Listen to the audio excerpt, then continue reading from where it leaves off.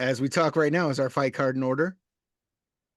Yeah, yeah. I was thinking of March 9th. I added some things to the March 9th. So yes, knock on wood. Uh, the 24th is set, Nice. locked and loaded. We're at what, 9 fights, three title fights. So normally I would book a couple more, but the casino doesn't want a show that's too long, and so I calculated the fact that three of those fights are, I think, are going to be very evenly matched dog fights, and their title fights, and they're 5 rounds. So that's like a whole nother fight. Um, so we're sitting good, 9 fights. Nine I am fights, three title excited. fights. 3 title fights. I got my guy, Nicasio Ortiz, going against Ali Al Hamdani, the Prince Ali Al Hamdani from Arlington Kickboxing Academy. My good friend, Landon Showalter. We're putting our two best young amateurs out there. I'm excited. Ali is a stud. Dude lives at the gym, trains 24/7. Nika's a stud, same. Lives at the gym, trains all the time. They're both super well-rounded. Um, I matched my guy in deep. He's defending the belt at 145, then probably going to go, or defending the belt at 155, his amateur belt. And he won the belt at FCFF a couple months ago, and at 145. But I wanted him to defend it at 155 one time, and I just want to put him up against the toughest guys out there and grow. That's how they grow, right? Yeah, That's how yeah. you get better. And Ali is one of the toughest guys out there. Ali is one of the toughest guys out there. He's on like a 5 fight win streak. I think he lost his first couple bouts, 2 and 3, against a stud named Seth Bauer, who was the #1 ranked lightweight amateur 2023 and probably 2022. He was on a win streak collecting belts, and Landon matched him up like back to back on Fight Quest. He did it, and then he did it again as a rematch because he just thought Ali didn't fight well. If we fight well, we can beat that guy. And he lost the decision, close fight both times, I think, if I remember correctly. But yeah, Ali's tough. Nick is tough. That's gonna be a banger. Man, I should pull up my fight card so I can see it on another screen. But I don't we know can go. about Alex Fast and Liam Burke. That's our opening. Alex is, another live wire kid that's just sharpening iron on iron over there with all Cobal's boys. He's got a stable of young up and comers, man. Matt's doing a great job. And so I don't know anything about Alex other than he trains with Matt. So I know he's well coached, and I know he's got a bunch of teammates in there that they are just punching each other in the face, making each other better on the daily. And Matt hit me up right around the time of man, it's all blurring together, the February 3rd show, and he's like, I got a guy that'll fight February 24th if you need. He wants on the show. So I started looking, and Liam Burke kind of cross trains with Tony Garcia at Zero Sum Martial Arts up in Bellingham area. And I think he kind of, I know Tony helps him train. I don't know that he's totally like in Tony's gym. He kind of hops around a few gyms up there, kind of an independent kid that bounces around. Some kids like to bounce around and get different training at different gyms, but Tony's a good guy and good coach, and Matt Cole was a good guy and a good coach. So I expect him to bring out good guys. I expect him to come out and entertain. The next guy, I can't pronounce his last name, Jasper. Burgett. There He's we a go. firefighter, trains with Landon at Arlington Kickboxing Academy. So I expect him to be tough. And how do you say, I don't know how to pronounce the last name's Roa, but his opponent. Alil Roa, trains with a guy named Medina, Brandon Medina in Ellensburg. He's part of the Ellensburg Club wrestling team. I don't know if it's quite affiliated with the school over at Central Washington, if they have a club, or they have like a NAIA wrestling team there. So he's got a wrestling background. He's a wrestling kid. And Brandon Medina has a handful of guys. One of them's fighting on the March 9th show. And then he said this kind of kid came into his gym and said, I want to get on the show. Has fought over on, I think, a show in Spokane, has a 1-0 or 0-1 record. And he's training with Brandon, a bunch of wrestlers over in Central, tough little Hispanic kid. I don't really know much about him, but he's going to have some grappling. Nice. And then this one got moved from our last fight, JR Bunn versus Yeah. Hamasi Kondo. Yes, Hamisi Kondo. Hamisi.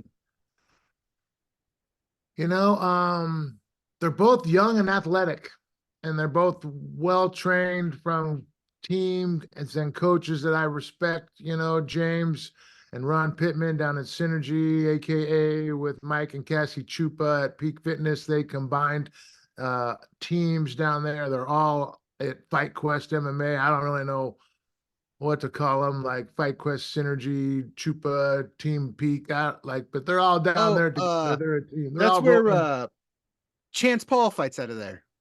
Yes, Yeah. yes. Yeah, So okay. Those are good guys. they're down there. And Hamisi trains with Belton Lubis at Warrior Strength with Albert Tadavosian and all those dogs over there that cross train with Dex and Gracie Baja, Renton, Bang Muay Thai Renton.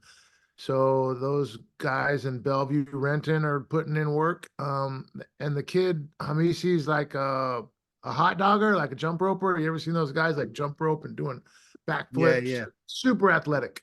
And Belton just says, you know, he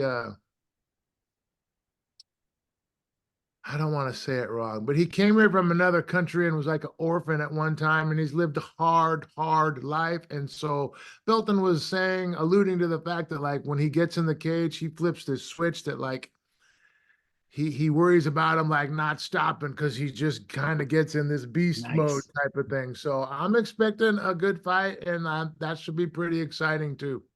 Do you have the fight card in front of you? No, but let me pull it up. Let me If you got to fix it. The on under JR Bunn, it says he's training out of Hamasi Kondo. Okay. Yeah, that I need a personal assistant to iron out my details, man, because I can put this big picture stuff together, but at some point, like I'm just getting a little overwhelmed. But thank you for catching that. Let's go. Okay, February 24th. That's already weird. And I might have just sent you like, oh, I think you're looking at the screenshot that I sent you a while back when you asked me for it 2 weeks ago. Yeah, to put on so I could submit it to Tapology. Yeah. I have a new refined version. Oh, okay. So I'll send that to you right after this. Okay. So we talked about Ollie and Neek, you know. Now we have Sean, say that last name.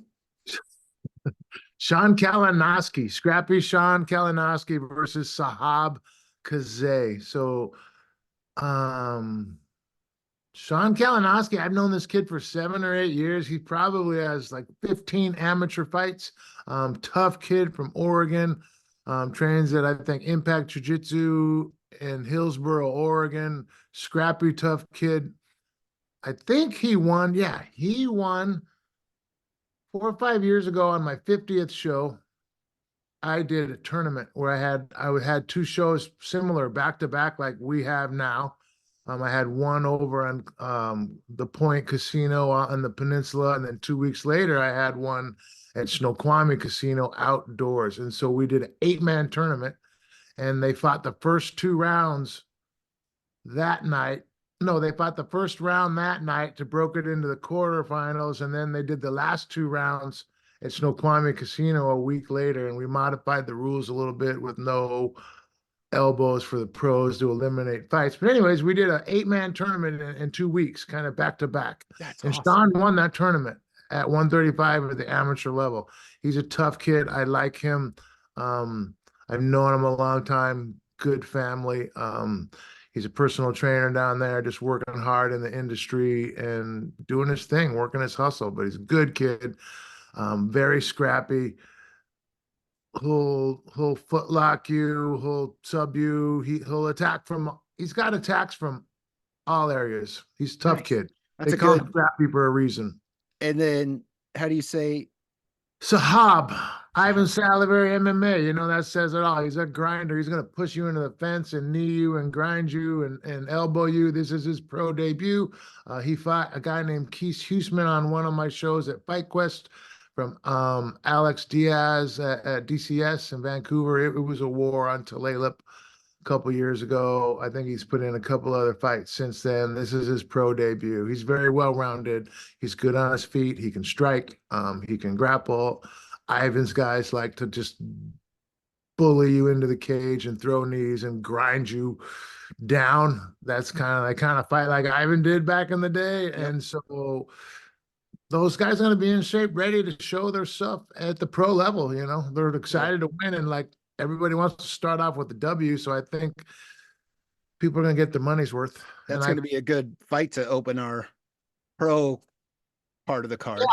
Yeah, neither one of them, like I wouldn't say, they don't have like explosive power that you see that you're like, that guy's got dynamite in his hands. So, I think I'll probably go the distance. Probably take them a while to get their nerves out as a pro. I could be wrong, but I think that's going to be a very entertaining fight. Very like on the ground, on the feet, a lot of exchanges. And then the next one is Benwada versus Moshe Aladi. Aladi. Yeah. That kid's from Spartan MMA. He hit me up. He's coming from Israel. Oh, Like this is that kid. This is I remember that you kid. telling me about him. He's obviously doing well enough that he's like, hey man, I'll cover my own travel. I just want to fight. And so like, cause I'm like, bro, I can't newsflash, I don't fly guys in from across the pond in Europe to come fight for me. I just can't do that. And he's like, no, I want to fight. And I'm like, okay. And vetted him a little bit. We had a conversation, made sure he was for real, followed him on Instagram and saw he was legit. And I'm picking him up at the airport, I think Tuesday next week. He's gonna get a hotel right by my gym, cross train with my guys a little bit, and then he'll go check into the hotel on Friday and hopefully make weight, and we'll see what the kid's got. But he's been very nice, very respectable. He's very excited. I'm excited to see how that affects the live stream. Yeah, good call. I've already got a bunch of friend requests, and like I've noticed he moved the needle a little bit on the Combat Games Instagram.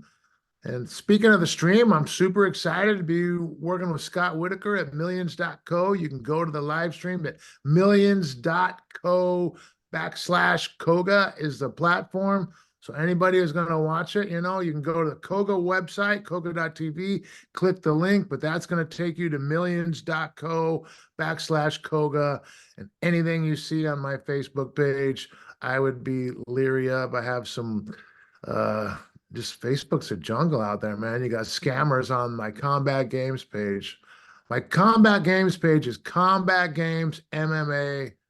It's not Koga.com. With a C, not a K. Yeah, it was founded in 2013 and it's in Kirkland, and anything other than that, if they're friending you and you're already a friend, I would be leery because I've had a couple of fake accounts made and they're trying to sell Koga gear and sell live stream, and they're trying to collect your credit card and scam you. So I don't want to detour people from buying my stream, but the safest way would be to go to koga.tv and go on the website and click on the link, and you'll see it there. But I'm excited to see the dude coming from Israel. He's getting a test against a very hungry Benwada. I talked to him. We talked prior to his last fight, and we had talked, he'd taken that time off. He said his mind was finally right, his body was right, and then he came in and choked the hell out of Robert Morrison in the first round. We talked just the other day, and when you look at his amateur record, he went on a tear. Some things happened with him personally, and he feels now he's back to where he was at his amateur record. He just wants to go on a tear again, and he is just all smiles and ready to fight. And when I was talking to him, he was wishing the fight was tomorrow. Like he's just ready to go. Yeah, I'm excited for that fight. That's going to be a barn burner. I mean, this fight card's smoking, man. It is red hot. Like it's gonna be very entertaining. High level fighters, young up and comers. I agree, man. Ben was very dominant early on in his amateur career, and then went through some struggles, like a lot of us do, and a lot of fighters do. And then he bounced back. And his first pro fight, he fought up a weight class. He fought a guy from Charlie's Combat Club who's a seasoned veteran. He just kind of took the fight, I think, even on short notice, and fought up a weight class. And so I said, "Hey, man, for helping me out, I'm gonna get you good, even fights at your weight class, and let's do work together." And we've been working together. And he's dropped into my gym and cross trained a couple times. And you're right, and he's ready to go. And Benny Speedy Benny is highly entertaining and very skilled and very well-rounded, solid young man. I love working with him, and it's going to be a good night. Yeah, it's always going to be a great night. And then we have, I don't know if it's, I mean this with full respect, but we have Sharon Spain versus Makindi Adami, and Sharon is a journeyman. I don't know if that's allowed, polite to say. No, that's a good term to use. Like, he's been around. He's he's under 500, but he's got 60 fights, right? He's like 18 and 34 or something. Like, Sharon is out in Walla Walla. He's that kind of kid that if he lived over here and trained with Ivan Salaverry, I think he'd probably be in the UFC. That's a fair assessment. Like, I think he has that kind of ability. And Sharon started fighting when he was a kid, man. Like, I think I refed one of Sharon's first fights where, like, honest to God, I don't know if I should say this, but like he got arrested there because he had a warrant out for him, and he was like 19 years old. And then the cops saw that he was fighting, and then right before his fight, like, the cops jumped on him, and I'm like, well, what is going on? Like, what's all this ruckus? But I've known that kid for, man, from when I was refereeing back in the day. Watched him come up, and he trains by himself, and he bounces around in a couple of gyms over there in Walla Walla. Probably drives an hour to like Ellensburg or to Moses Lake, or sometimes to Wenatchee to cross train with just the handful of dudes that are stuck out there. Once Rich Gearin passed away in the Tri-Cities area, who was probably like a mentor to Sharon, and a kind of the beacon of MMA in Tri-Cities, and where all the guys gravitated to. And he was really good guy, and had a really good gym, and was a leader in that community. Like, once he passed away, like, Sharon really didn't have anywhere to go, and he just takes fight. He's like a gunslinger, man. He's a hired hand, and he's like, if you pay him to come out and fight, he's going to fight, and he's going to fight and be the underdog and fight guys that are, probably on paper have more experience, but he'll come and he'll try and get his payday. He'll at least put on a fight. It's not like he's walking in just looking to get punched. Like, he comes in to fight. Like you were saying, if I didn't know the Walla Walla thing, but if you take fighting out of it, he could also be, to me, he's kind of like Darren Smith. Like, he could be character-wise in the UFC or in the WWF. Like, he has all of it. It's just, it needs to get focused better, and due to where he lives, it kind of can't. To make it a big show, it takes luck. It takes luck, and it takes being surrounding by yourself with the right people. And a lot of these guys are in a situation where they're just working a job where maybe they work a swing and they can't train like when most gyms train, like swing shift from 2 to 8, or there's not good coaching around them. And then they just train with whoever. So they don't really have the mentorship or someone to share the skills with them and guide them. Like, and there's so many areas, like your nutrition and your fitness and your technique and how to rest, and not just to go spar and punch each other in the face all the time. Some of these guys over there, they're just like, let's just spar. Like, they don't drill, they don't hit mitts, they just go. And so I have great respect for Sharon. I've known that kid a long time, and he's come in and like beat some guys that he's not supposed to. Like, he's been the underdog, and he beat a Justin Harrington on Snoqualmie 3, 4 years ago. He wasn't supposed to win that fight. Justin was cross training with Ivan Salivary and used to train with Jeff Hoagland at Combat Sport and Fitness, and like well trained, young up and comer. Justin was on the cusp of making it to a bigger show, and Sharon came in and beat him. And I've seen him reverse triangle some dudes that like he will beat you. And don't sleep on him. But if you go in to take him into deep water, he might gas a little bit because he has nobody to push him. And if he has a kryptonite, it's probably lack of ground game. Although I've seen him be really good on the ground, not ground game, his wrestling. Like I think if Sharon really worked on his wrestling, and I told him this, like if you can, because his hands are good, his hands are really good. It's really good. Did some boxing for a while. Like if you can just stand your feet and sprawl and brawl, like I think he could have done better against who is my interim one, Brian Neuro. Like Brian Neuro just smothered him like a wet blanket and took him down and like never let him breathe. And if Sharon can keep his range and not get taken down, I think he would outstrike most people. And speaking of looking like fighters, his opponent, McKendy, this dude looks like he is carved out of marble. Yeah. He is so like when he came out at the last fight he was at, Ed and I were just like, well, if you were going to build a UFC character in a game, this would be the guy. Yeah. And then he wins his fight. He makes these faces like this dude is also a character that can whip your ass. Yeah. And he trains with a great team. Like, you know, when I'm matchmaking, I don't have time to go watch every fighter's fight on YouTube and like see, oh, this guy's striking against, you know, I put it most of it based on the relationships that I have with the coaches and the teams. And he trains with Ryan Diaz, and Ryan is a seasoned veteran, been around since the beginning, a trailblazer in MMA in the Pacific Northwest. Has a huge gym in Vancouver and has guys in the UFC and has guys in Koga and has them at all levels. And he puts his time and energy into them. And so McKendy is ready game. No, very well-rounded, no weaknesses. Yeah. You know, good takedown defense, good striking, good grappling. As we saw in the fight with him and Matt Eustace, it wasn't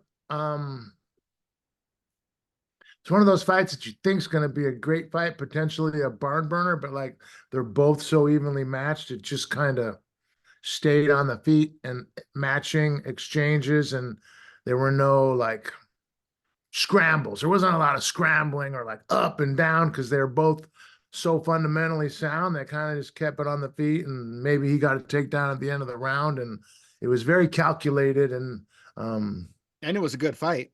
yeah, It was a really good fight. Yeah. Our co-main event is for the interim lightweight title, Darren Smith Jr. versus Dex Montenegro.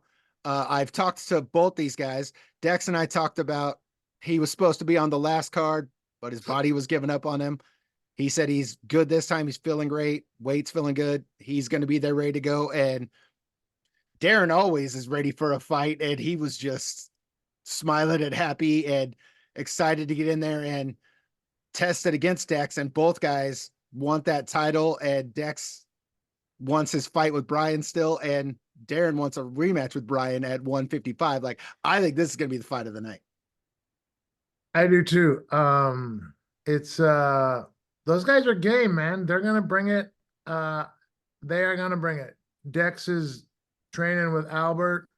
He's training with he's got a good team. He's training with Dwayne Bang Ludwig down in Colorado, finishing up his camp, you know. No cheat meal Dex, right? No cheat meal Dex. Come on, man. Somebody has a cheat meal. Giving his nutritionist props, but I've known Dex forever. Dex started with me in my gym when I opened in 2009 and used to fight for Koga, and then we just kind of grew and kept going, and he's going to bring it. Dex is well-rounded. He's black belt. I think Darren might have the edge on power. Dex is probably a little quicker on speed. Darren's shown us he has good takedown defense and could kind of out grapple or keep it where he wanted against a guy like Brian Neuro. Yeah. So I'm excited to see what happens. Yeah. I don't really have any predictions. I don't really know what to expect on this one, No, I think it could go either way, and going either way is gonna be awesome. Like that, I think that's the one that I'm excited most for on this whole card. Yeah, And I'm excited for the main event. I think that's a banger, man. Albert Tedavasian, Warrior Strength Martial Arts with Belton Lubis and Luis Iniguez down there at ATT Portland. That's a rematch of a split decision on a cage sports show that was about probably 3-4 years ago, and it was a split decision. It was a war. Uh, nice, and, nice. um, And this one's for our welterweight title. Yeah, I mean, I want to fill my belts up this year. I'd like to get all the Koga champs on the website, like get it on the record and complete that. That's a goal for this year. I think the next show we're looking at doing our 135, and so we should be putting on a lot more title fights this year. I'm trying to get the best in the Northwest. That's how we're going to do it. Yeah. Once again, the show is presented by Combat Games MMA.